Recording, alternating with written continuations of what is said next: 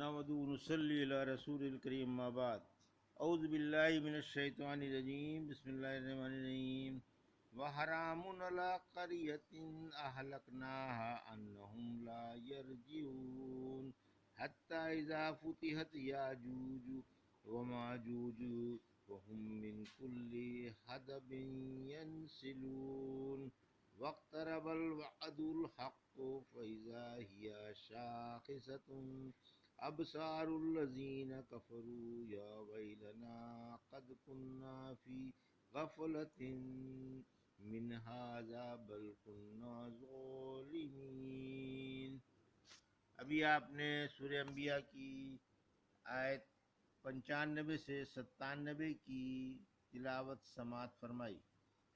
ان آیتوں کا ترجمہ اور تفسیر اس طرح ہے: وَحَرَامٌ عَلَىٰ قَرْيَةٍ أَهْلَكْنَاهَا أَنَّهُمْ لَا يَرْجِعُونَ آیت 95۔ حَتَّىٰ إِذَا فُتِحَتْ یاجوج وماجوج وَهُم مِّن كُلِّ حَدَبٍ يَنسِلُونَ آیت 96۔ وَاقْتَرَبَ الْوَعْدُ الْحَقُّ فَإِذَا هِيَ شَاخِصَةٌ أَبْصَارُ الَّذِينَ كَفَرُوا یا ویلنا قد کنا فی غفلۃ من ھذا بل کنا ظالمین آیت 97۔ ترجمہ: جس بستی کو ہم ہلاک کر چکے ہیں اس کے باشندے لوٹ کر نہیں آ سکتے یہاں تک کہ جب یاجوج ماجوج کھول دیے جائیں گے اور وہ ہر بلندی سے دوڑتے ہوئے آ کر بکھر جائیں گے اور سچا وعدہ نزدیک آ جائے گا، تو اس وقت اچانک ان کافروں کی نگاہیں اوپر کو چڑھی ہوئی ہوں گی اور ہائے ہائے کر رہے ہوں گے کہ ہم اس غفلت میں پڑے ہوئے تھے بلکہ ہم ظالم تھے۔ یہ تھا ترجمہ اور تفسیر سورہ انبیاء کی آیت 95 سے 97 کا۔ اب تفسیر آیت 95: جن بستیوں کو تباہ کر دیا گیا ہے ان کے باشندے پھر واپس دنیا میں نہیں آ سکتے۔ آیت 96: یاجوج ماجوج کا بیان۔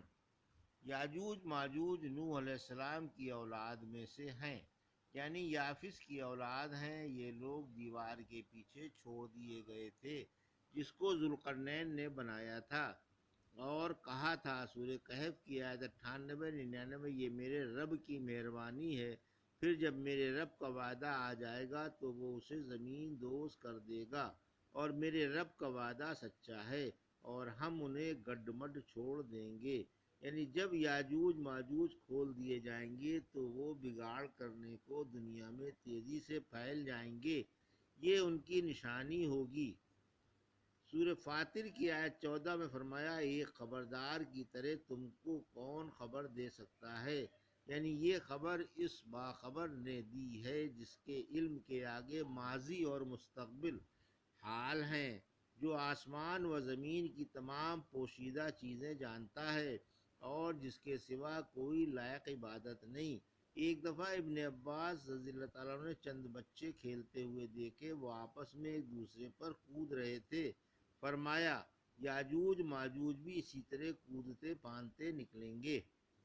ایک روایت میں ہے کہ یاجوج ماجوج کھول دیے جائیں گے اور وہ لوگوں میں پھیل جائیں گے، جیسا کہ اس آیت میں ہے کہ وہ ہر اونچی جگہ سے تیزی سے پھیل جائیں گے۔ یہ لوگوں پر چھا جائیں گے، لوگ اپنے اپنے شہروں اور قلعوں میں سمٹ آئیں گے اور اپنے جانوروں کو بھی اپنے پاس ہی رکھیں گے۔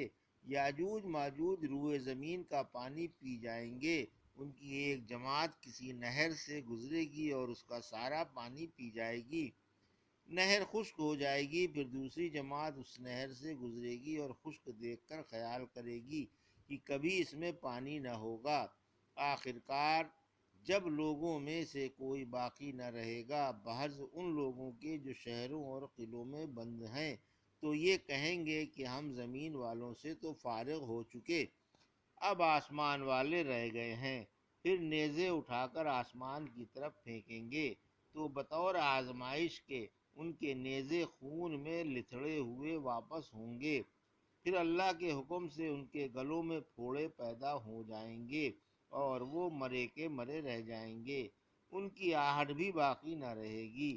پھر مسلمان کہیں گے کہ ہے کوئی شخص جو مسلمانوں پر اپنی جان قربان کرے اور اس قوم کی خبر لائے؟ یہ سن کر ثواب کی غرض سے ایک شخص یہ خیال کر کے اترے گا کہ جان تو جانی ہی ہے، یہ ان کی لاشوں کو گڈ مڈ دیکھے گا اور خوش ہو کر اسی جگہ سے اعلان کرے گا کہ مسلمانوں خوش ہو جاؤ، اللہ نے تمہارے دشمن کو تباہ کر دیا ہے۔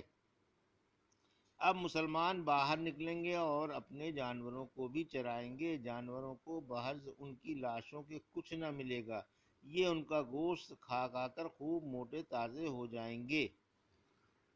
ایک دن رسول اللہ صلی اللہ علیہ وسلم نے دجال کا ذکر ایسے انداز سے کیا کہ ہم سمجھے کہ وہ ان کھجوروں کے جھنڈ میں چھپا ہوا ہے اور نکلا ہی چاہتا ہے۔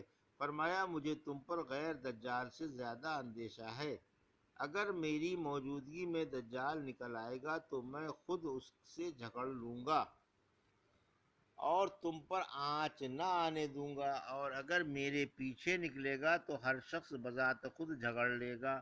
اللہ ہر مسلمان پر میرا جانشین ہے۔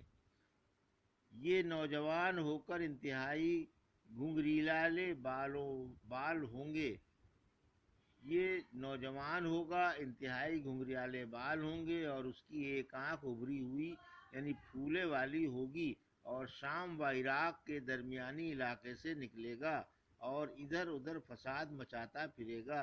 اے اللہ کے بندو، دین پر ثابت قدم رہنا۔ ہم نے پوچھا کہ یہ دنیا میں کتنے عرصے تک رہے گا؟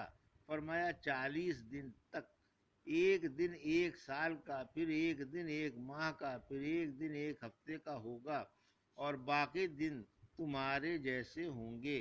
پوچھا جو دن سال کے برابر ہوگا کیا اس میں ایک ہی دن کی نماز کافی ہوگی؟ فرمایا نہیں، بلکہ نمازوں کا اندازہ لگا کر نمازیں پڑھنا۔ پوچھا دجال دنیا میں کس تیزی سے پھیلے گا؟ فرمایا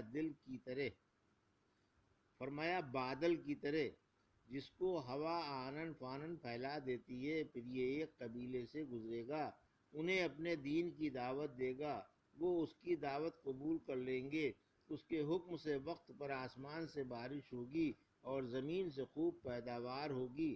جب شام کو چر کر ان کے جانور آئیں گے تو کوکھیں نکلی ہوئی ہوں گی اور ان کے لمبے لمبے کوہان ہو جائیں گے اور خوب دودھ دیں گے۔ پھر ایک قبیلے کے پاس سے گزرے گا اور انہیں دعوت دے گا، مگر یہ قبیلہ اس کی بات نہ مانے گا، لیکن ان کے مال اس کے پیچھے پیچھے ہو جائیں گے اور یہ خالی رہ جائیں گے، ان کے پاس کچھ بھی نہ رہے گا۔ دجال ویرانے سے گزرے گا اور اس سے کہے گا اپنا خزانہ باہر نکال۔ خزانہ باہر آ کر شہد کی مکھیوں کے چھتے کی طرح اس کے پیچھے لگ جائے گا۔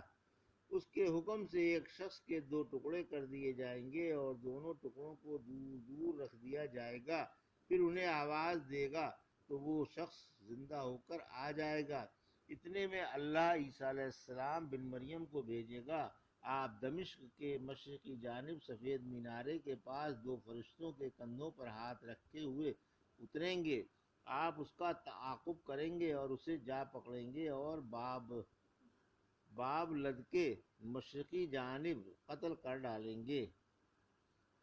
پھر اللہ عیسیٰ علیہ السلام کے پاس وحی بھیجے گا کہ میں نے اپنے ایسے بندے نکال دیے ہیں کہ تم ان سے جنگ نہیں کر سکتے، میرے بندوں کو طور پر لے جاؤ۔ پھر اللہ یاجوج ماجوج نکال دے گا جیسا کہ فرمایا۔